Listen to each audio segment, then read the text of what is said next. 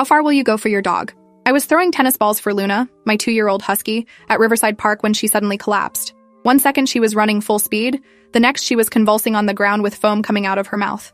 I screamed for help while people just stood there staring. My hands were shaking so badly I could barely dial 911 as Luna's eyes rolled back in her head.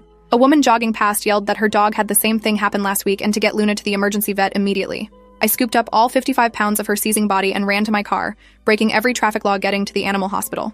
The vet took one look and said it was poisoning. Probably rat poison based on the symptoms.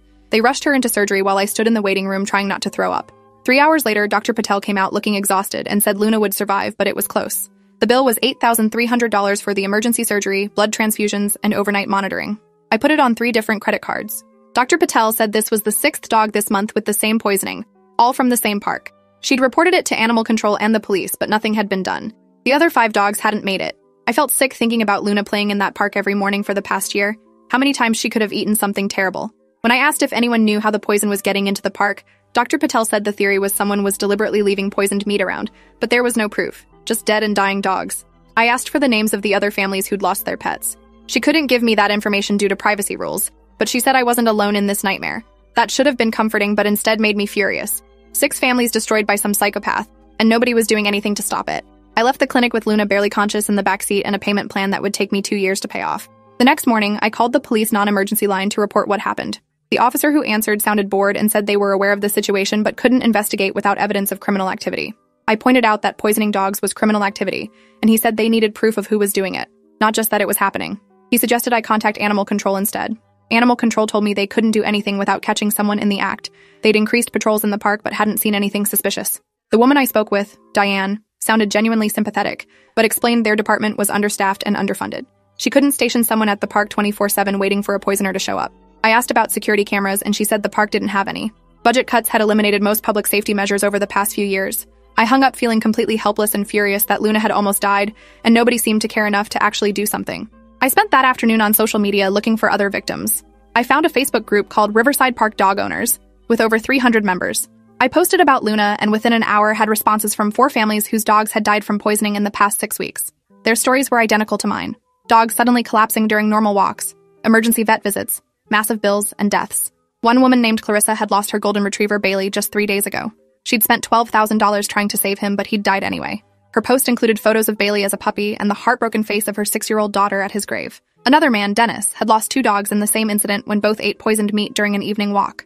He'd filed police reports, contacted the mayor's office, and even hired a lawyer, but nothing had come of it. The legal system treated pet deaths as property damage, he explained, with maximum damages capped at the dog's purchase price. His rescue mutts were worth nothing legally. I created a group chat with the 4 families and we shared information. Clarissa mentioned she'd started documenting the exact locations where she'd seen suspicious meat pieces before Bailey died. Dennis had been keeping a log of when poisonings occurred, noting they seemed to cluster around early morning and evening hours. A woman named Yolanda, whose corgi had survived, said she'd noticed an older man in the park several mornings who seemed to be walking without a dog, which was unusual for that area. Most people at the park were there specifically with their pets. She hadn't thought much of it at the time, but looking back it seemed odd. The 4th person, Trevor, said his German Shepherd had gotten sick near the north entrance by the playground. All the incidents were concentrated in specific areas of the large park. We marked everything on a shared map and a pattern emerged. The poisoned bait was being placed along 3 main dog walking paths, always near bushes or trees where it wouldn't be immediately visible. This wasn't random. Someone was specifically targeting these locations. That night I couldn't sleep, lying next to Luna's bed on the floor like I used to when she was a puppy. She was still weak and kept whimpering in her sleep. Every time she made a sound, my heart would race thinking something was wrong. Around 3 a.m., I made a decision. If the police weren't going to investigate, I would. I had 2 weeks of vacation time saved up that I'd been planning to use for a beach trip. Instead, I'd use them to catch whoever was doing this. I started researching wildlife cameras and hidden surveillance equipment. By sunrise, I'd ordered 4 weatherproof trail cameras that could record in night vision and send alerts to my phone when they detected motion. They'd arrive in 2 days.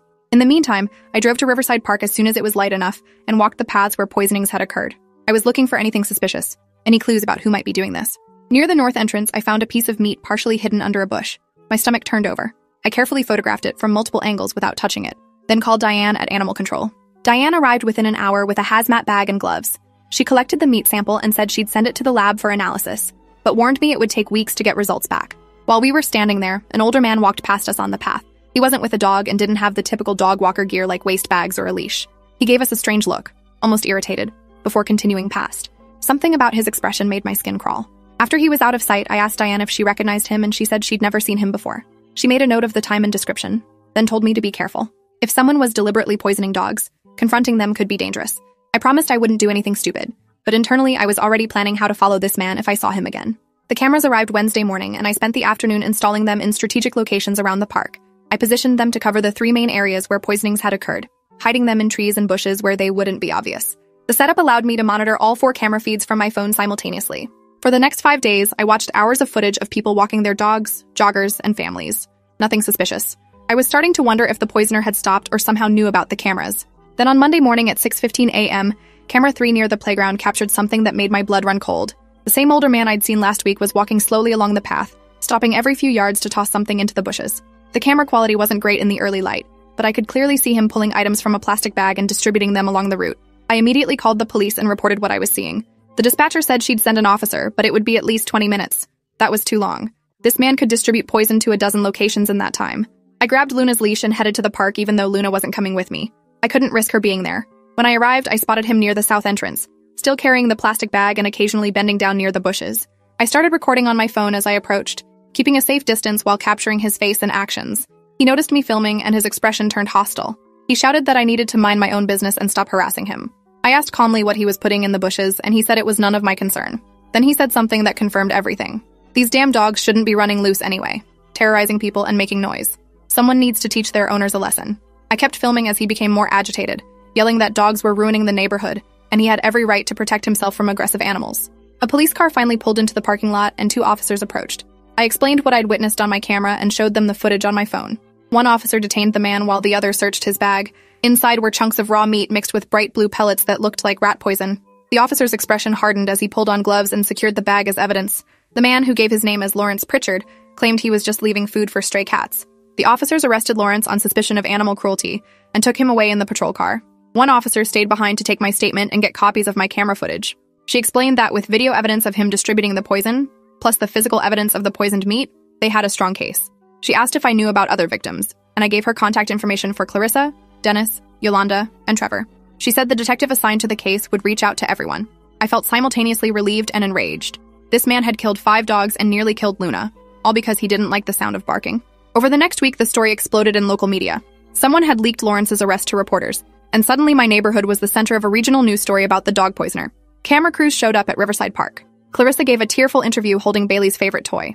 Dennis displayed photos of his 2 deceased dogs and explained the financial and emotional devastation. The public response was immediate and fierce. Lawrence became the most hated man in the county overnight. Detective Grace Moreno contacted me and the other families to build the case. She was thorough and genuinely angry about what had happened. She explained that Oregon law treated animal cruelty as a misdemeanor unless you could prove extraordinary circumstances. But with 5 dead dogs and multiple counts of poisoning, plus the premeditated nature of the crime, she was working with the DA to file felony charges. The more families who came forward, the stronger the case. Within days, 3 more families who'd lost dogs months earlier contacted Detective Moreno after seeing the news coverage. They hadn't realized their dogs' sudden deaths were from poisoning because the symptoms had been attributed to other causes. One family had spent thousands on cancer treatment for their Labrador, only for the dog to die anyway. The vet confirmed in retrospect the symptoms matched rat poison. Lawrence had been doing this for at least 8 months, possibly longer. The death toll was now at least 11 dogs that we knew about. Detective Moreno said there were probably more that were never reported or misdiagnosed. I went back through my camera footage from all 4 cameras and compiled every instance of Lawrence appearing in the park. There were 23 separate occasions over the past 2 weeks alone where he'd been distributing the poisoned meat. I created a detailed timeline with timestamps and locations. Detective Moreno was impressed and said this would be crucial evidence showing premeditation and pattern. She also asked if I'd be willing to testify at trial, and I said absolutely. Meanwhile, Luna was slowly recovering. She still got tired easily, and the vet said there might be permanent kidney damage, but she was alive. Every time I looked at her, I thought about Bailey and Dennis's 2 dogs and the others who hadn't survived. The guilt was crushing. If I'd installed cameras earlier, could I have stopped Lawrence before more dogs died? Dr. Patel told me not to think that way, that I'd done more than anyone to bring him to justice, but the what-ifs kept me up at night. I started having nightmares about finding Luna dead in the park, about not getting to the emergency vet in time, about all the ways I could have lost her. The preliminary hearing was set for 3 weeks after Lawrence's arrest. The DA filed charges including 11 counts of aggravated animal cruelty, reckless endangerment, and criminal mischief. If convicted on all counts, Lawrence could face up to 5 years in prison and $125,000 in fines. His lawyer immediately tried to get the charges reduced, arguing his client was a confused elderly man who'd been trying to deal with a rat problem in the park. Detective Moreno shut that down by presenting evidence that Lawrence had researched dog poisoning online, specifically looking up which substances would be lethal and how to disguise them in meat.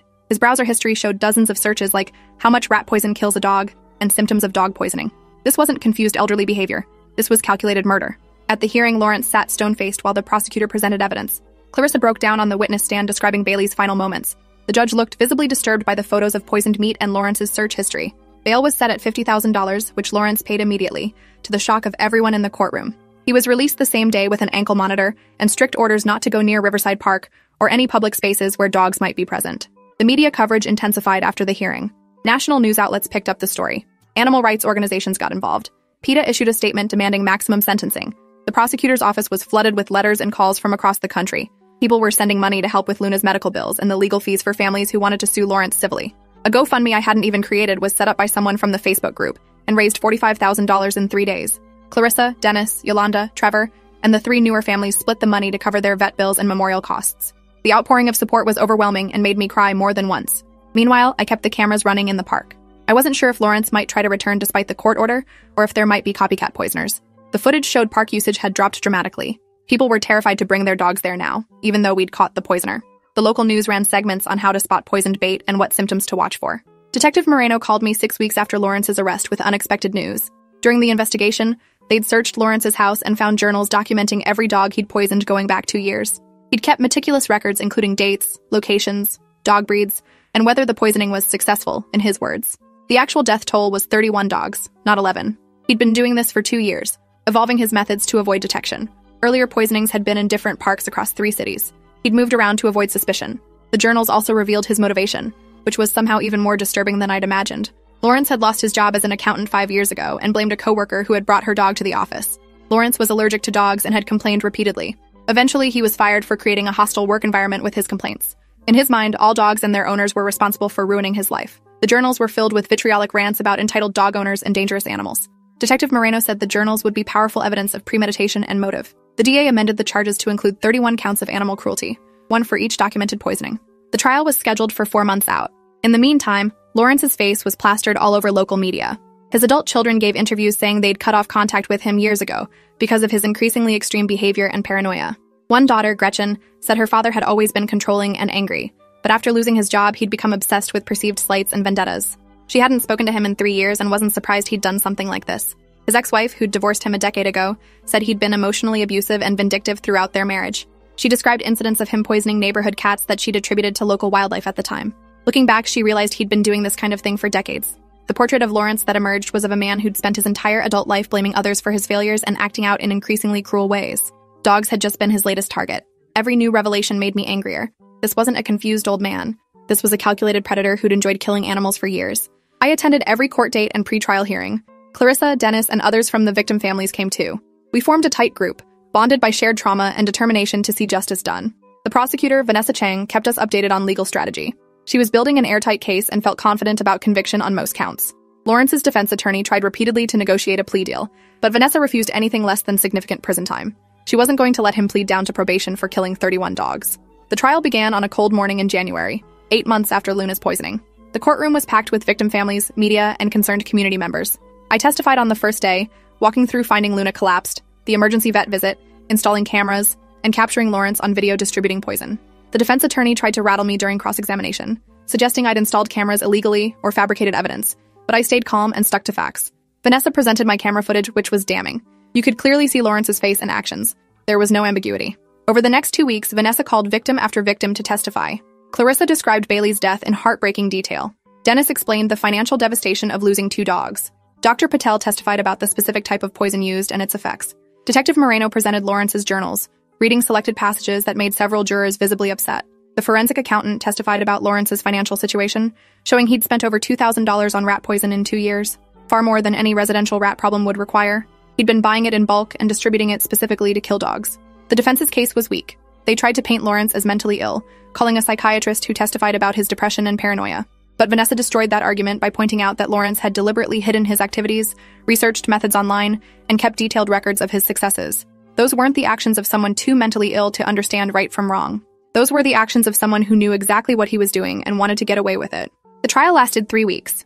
Jury deliberation took 6 hours. When they returned with guilty verdicts on all 31 counts of aggravated animal cruelty, plus the reckless endangerment and criminal mischief charges, the courtroom erupted in applause. The judge had to call for order. Lawrence showed no emotion, just stared straight ahead. Sentencing was set for 4 weeks later. Vanessa told us the conviction was a huge win, but sentencing was less predictable. Oregon law had maximum sentences for animal cruelty, but judges had discretion on whether to run sentences concurrently or consecutively. She'd be arguing for maximum consecutive sentences, but the judge might not agree. We waited anxiously for those 4 weeks. I tried to get back to normal life, returning to work and resuming Luna's daily walks. But the park felt different now. Even though Lawrence was in custody awaiting sentencing, the memory of what happened there lingered. Other dog owners were slowly returning, but everyone was hypervigilant, watching the ground for anything suspicious, keeping dogs on short leashes. The innocence of the park as a happy place was gone, replaced by wariness and fear. Sentencing day arrived, and the courtroom was even more packed than during trial. The judge allowed victim impact statements before sentencing.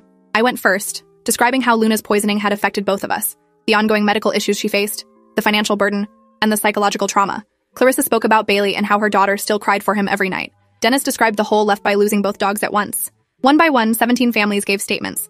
Some were composed, others broke down crying. By the time everyone had spoken, 3 hours had passed and several jurors in the gallery were in tears. The judge looked grim as she listened to each story. When it was time for sentencing, she addressed Lawrence directly. She said in 30 years on the bench, she'd never seen such calculated cruelty toward innocent animals. She described his journals as the work of someone who took pleasure in causing suffering. She said while Oregon law limited her options, she would impose the maximum sentence available. For 31 counts of aggravated animal cruelty, she sentenced Lawrence to 5 years in prison on each count, to run consecutively. That meant 155 years total, though realistically he'd likely serve far less due to parole eligibility and his age. She also ordered him to pay $127,000 in restitution to be divided among the victim families for vet bills, cremation costs, and emotional distress, plus court costs and fees. The total judgment was over $180,000. Lawrence would likely die in prison and be financially destroyed even if he somehow got out. When the judge finished, the courtroom erupted in applause again. This time she let it continue for a moment before calling for order. As Lawrence was led away in handcuffs, he turned and looked directly at me. His expression was pure hatred. No remorse, no acknowledgement of what he'd done. Just rage that he'd been caught and held accountable. That look reminded me why all of this had been necessary. He would have kept killing dogs indefinitely if someone hadn't stopped him. After sentencing, our victim group held a small celebration at a local restaurant. It felt weird to celebrate anything related to such tragedy, but we needed closure and recognition of what we'd accomplished. We'd gone from isolated victims to an organized force that secured one of the longest animal cruelty sentences in state history. Vanessa joined us and said this case would set precedent for future animal cruelty prosecutions statewide. Other DAs were already citing it in their cases. Life slowly returned to a new normal over the following months. Luna fully recovered and even started playing with other dogs at the park again. The city installed security cameras throughout Riverside Park and increased animal control patrols. They also put up warning signs about being vigilant for poisoned bait and posted educational materials about what to look for. The Facebook group evolved into a neighborhood watch specifically for dog safety. Yolanda organized weekly meetups where members would walk the park together, document any suspicious activity, and maintain the surveillance network. We'd created something positive from tragedy. 6 months after sentencing, I got a letter from Lawrence in prison. My first instinct was to throw it away unopened, but curiosity got the better of me. The letter was 3 pages of self-pitying rambling about how he was the real victim, how dog owners were entitled and negligent, how he'd been unfairly targeted by the media and legal system. There was no apology, no acceptance of responsibility, just more blame and excuses. I shared the letter with Detective Moreno, who said it was consistent with Lawrence's personality profile. He would likely never accept that what he did was wrong. A year after Luna's poisoning, on the anniversary of that terrible day, our victim group held a memorial at Riverside Park. We planted 31 trees, 1 for each dog Lawrence had killed, with plaques bearing their names. The city approved it as part of a park beautification project. Clarissa's daughter helped plant Bailey's tree, a young oak that would grow for decades. Dennis planted trees for his 2 dogs side by side. When it was my turn, I planted Luna's tree even though she'd survived. She deserved to be remembered as a victim too, and this living memorial would outlast all of us. Local news covered the memorial, and the outpouring of community support was overwhelming. People we'd never met showed up to help plant trees and pay respects. The park that had been a place of terror slowly transformed into a place of healing and remembrance. 2 years later, Lawrence was denied parole, as we'd expected. He'd accumulated disciplinary violations in prison for hostile behavior toward guards and other inmates. His earliest possible release date was pushed back 5 years. By then, he'd be 73 years old. His adult children had completely cut off contact and refused to visit. His ex-wife had successfully sued him in civil court for emotional distress and won a judgment he'd never be able to pay. Luna is 4 years old now, healthy and happy. The emergency vet bills are finally paid off. We still walk at Riverside Park every morning, though I'm always vigilant. Some trauma never completely fades.